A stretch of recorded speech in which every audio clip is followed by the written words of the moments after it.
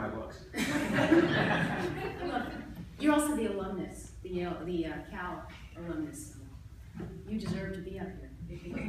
Okay, anyway, I'm going to make some comments about the oral history. And first of all, I really have a lot of people to thank.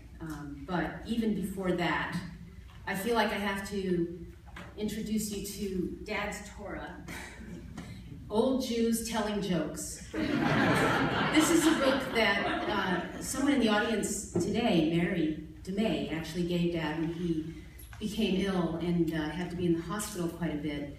And I think that this probably really eased his burden in those months. And so he was constantly reading it and rereading it and telling the jokes. And so I knew his favorite jokes because the pages are folded on those jokes. So I'm going to start, given the occasion today, with one I think he would have particularly liked under the circumstances.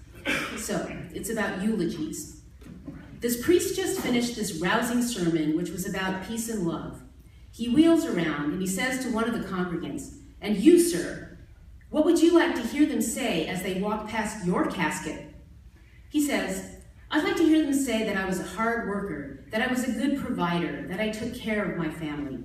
"Thank you," says the priest. He points to another congregant, maybe I should say rabbi. "And you, sir, what would you like to hear them say as they walk past your casket?"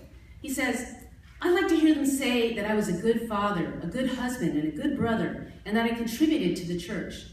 "Thank you," says the priest. He points to another congregant. "And you, sir, what would you like to hear them say as they walk past your casket?" He says, "I think I'd like to hear them say, 'Hey, I think he's moving.'"